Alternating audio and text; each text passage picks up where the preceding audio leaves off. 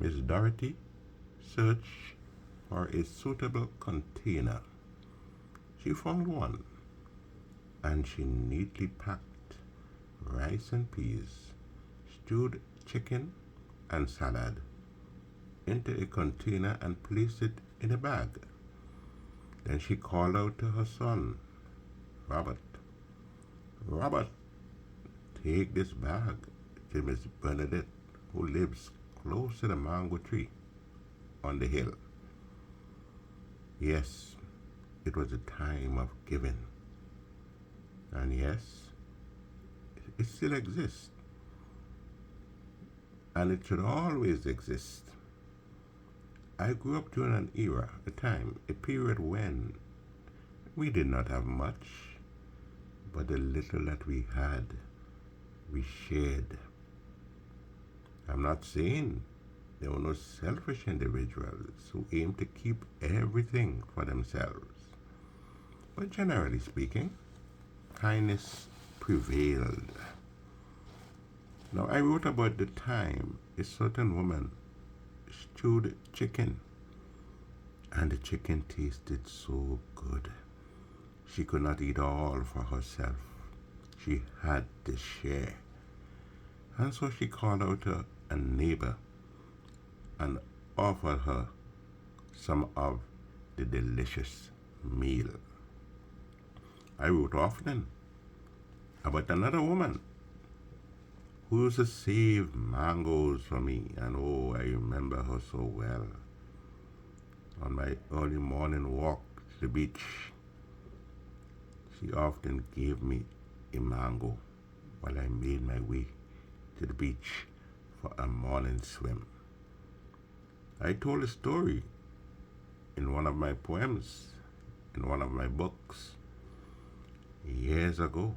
Yes, Miss Margaret's mother, she gave me a mango, and I saw her again, and she gave me another mango, and she kept giving me mangoes.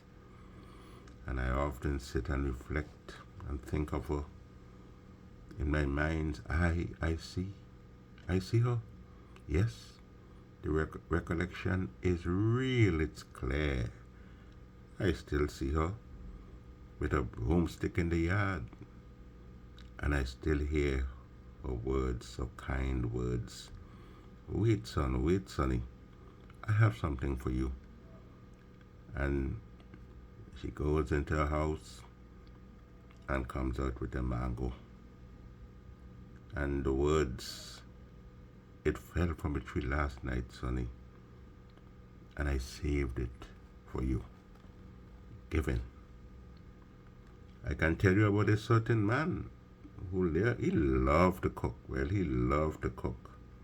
And his joy was seeing people eat the food, seeing the delightful faces as they dived into the food.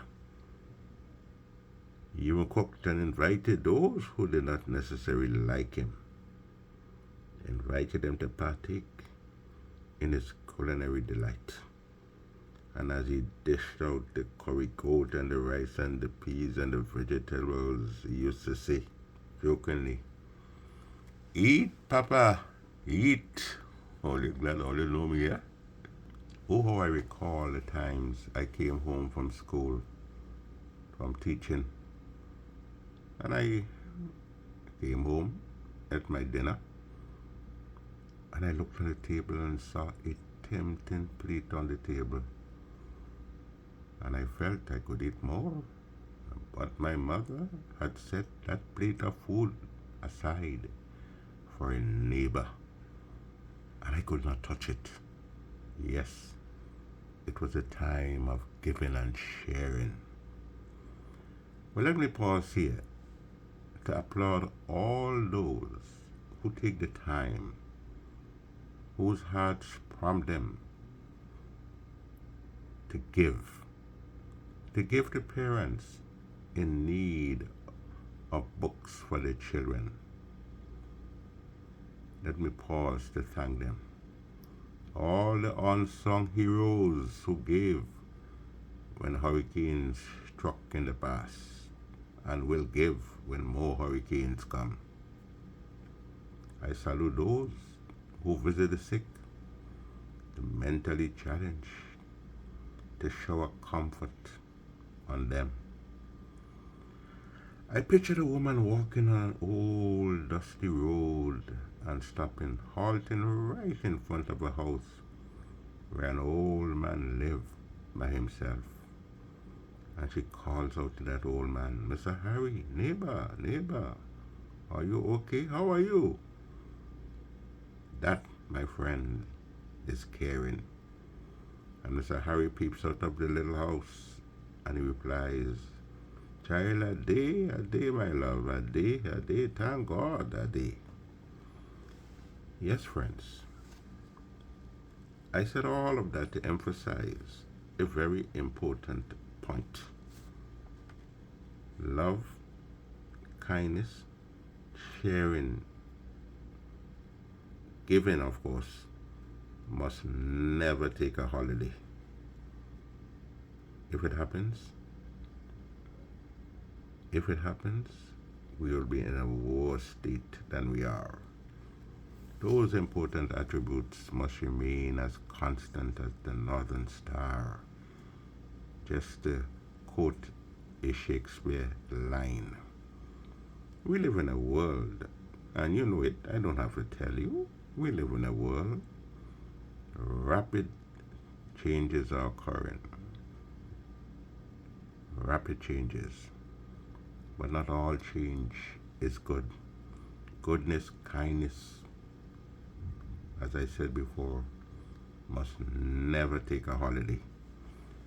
Social media, we must agree, brings people together to exchange ideas, but also helps to widen the political divide, the rift. It is a dangerous road to travel when people, because of politics, will hate each other. We see it in the world today. And whenever we become less tolerant of those with views that are not in line with our views, and whenever we let selfishness, greed, and such be a part of us, and we pant after earthly possessions, we want to keep everything for ourselves and refuse to share and to help those in need, we might just realize before our final breath that it was all vanity and vexation of spirit, and it was all only for a very brief time. How often have I said, and I'll repeat, how often have you seen a truck laden with one's earthly possession following a funeral? It is only for a time. And just to emphasize the point regarding sharing, back to that topic, you know, we learn. We look at our parents, our grandparents, and we learn from them. We follow some of the good principles, the good that they bestowed, that they showed. We follow the examples. And I can just tell you of an instance of a certain individual who walked up to the house where an old woman lived. She had just returned from the hospital after a brief stay there. And he walked up the steps, knocked on her door, and he handed her a bag